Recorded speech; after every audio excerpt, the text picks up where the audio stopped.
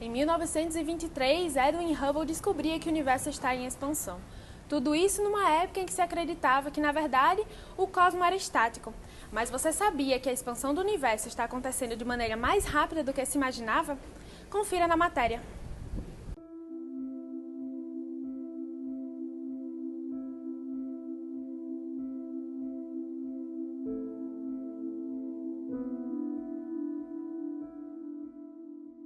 A novidade que intrigou os cientistas foi a diferença no resultado de duas formas distintas de se medir a taxa de expansão do universo.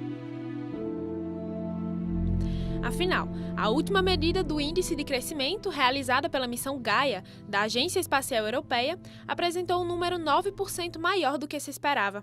E é aqui onde começa o ponto-chave dessa discussão. Esse problema, na verdade, surgiu já em 2014, por ali, quando medidas locais feitas pelo grupo do astrônomo Adam Ries, que até ganhou o Nobel em 2011, que usa medidas de velocidades de galáxias aqui próximas a gente para medir a taxa de expansão. Quando a medida da taxa que ele obteve para a constante de Hubble foi comparada com o que veio do satélite Planck, que usa a radiação cósmica de fundo e um modelo cosmológico padrão para poder obter a taxa de expansão, quando foi comparado essas duas medidas, já houve discrepância. E aí ficou a grande questão na época, né? Qual era o valor verdadeiro? Esse que usa um modelo padrão, que usa a radiação cósmica de fundo junto com o modelo padrão da cosmologia, ou essa medida que usa velocidades aqui de galáxias próximas a gente? E dizer qual dos dois está correto, hoje em dia realmente é uma parte efervescente da pesquisa em cosmologia. A missão Gaia foi pensada para explorar nossa Via Láctea e pretende, entre outras coisas, criar o mais preciso mapa tridimensional da galáxia, além de contribuir para resolver o quebra-cabeça celestial. Suas medições da taxa de expansão universal podem trazer grandes implicações para o estudo da cosmologia. A constante de Hubble é extremamente importante na cosmologia porque ela entra em diversas quantidades. Como ela determina a idade do universo, ela determina a densidade crítica do universo, a densidade total de energia, está relacionado com como as estruturas cresceram, né, se formaram ao longo da história cósmica, entre outras quantidades. Agora, se essa discrepância entre as medidas locais e a medida local, né, e a medida que envolve o modelo cosmológico padrão, se no futuro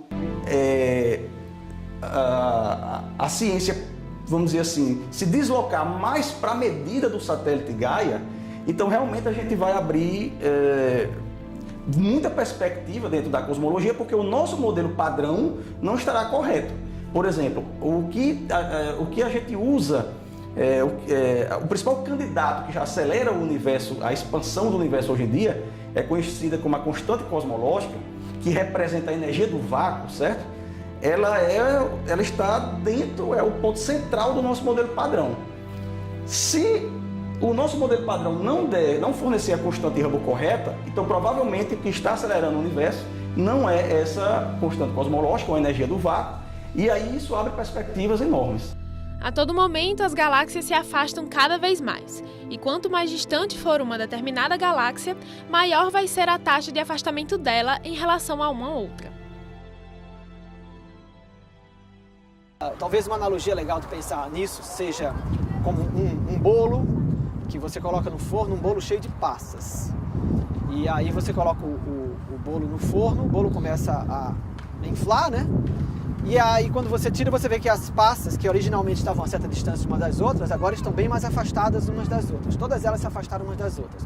Mas não foi porque as passas se deslocaram, foi porque o bolo ficou maior, começou a surgir espaço, né? Na medida que o bolo foi inflando, surgiu espaço entre as passas. E é mais ou menos isso que ocorre com o universo, né? Até hoje.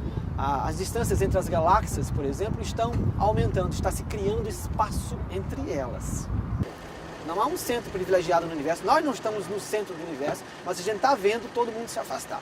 Esse afastamento entre as galáxias é mais uma evidência de que o universo continua a se expandir, e essa expansão pode ser medida de duas formas: através de um modelo cosmológico padrão que busca entender a evolução do universo de uma maneira mais ampla, e um modelo utilizado pela missão Gaia, que usou medições locais de galáxias mais próximas a nós para definir o índice de crescimento do universo.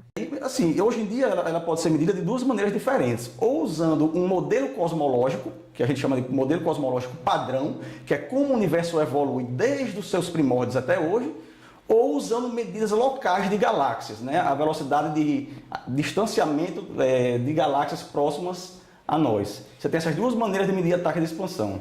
A outra medida não, você precisa da radiação cósmica de fundo, que é uma relíquia do Big Bang, que permeia o universo desde quando ele tem 380 mil anos até agora 14 bilhões de anos.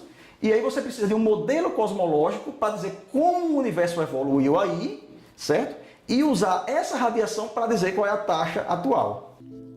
O universo não é estático, e o fato é que ainda não sabemos exatamente os porquês disso. Mas uma coisa é certa: perceber que o universo não está parado e que o cosmos, na verdade, está se expandindo foi uma grande contribuição de Edwin Hubble e uma importante descoberta para a ciência. A primeira medida dela foi descoberta por Edwin Hubble em 1930, quando descobriu que o universo estava em expansão. É engraçado que naquela época os dados eram tão ruins que a taxa de expansão que ele mediu foi em torno de 500 km por segundo por megaparsec, e isso dava uma idade para o universo menor do que a idade da Terra. E aí ele foi alvo de várias críticas na época, obviamente. E aí ela é uma quantidade medida observacionalmente. E, obviamente, não importa a maneira que você meça ela, o valor tem que ser o mesmo. E o que está acontecendo é justamente o contrário. E se você pensa que todas essas mudanças e novas descobertas são ruins, já pode mudar de ideia. São essas reflexões que movem e promovem a continuidade das pesquisas. Essas discussões permitem a evolução da ciência e do conhecimento humano. Eu não vejo que a ciência tenha sofrido danos, pelo contrário, eu acho que ela se enriquece. Né? Todos esses debates enriquecem-se, porque a ciência ela trabalha com um debate que é sempre em torno de ideias, de argumentos. Né? Você não pode simplesmente dizer a Lua é feita de queijo, porque eu acho que é, entendeu? Não, você vai ter que apresentar um conjunto de evidências para isso, e outras pessoas vão discordar, vão debater com outro conjunto de evidências, e assim a ciência vai se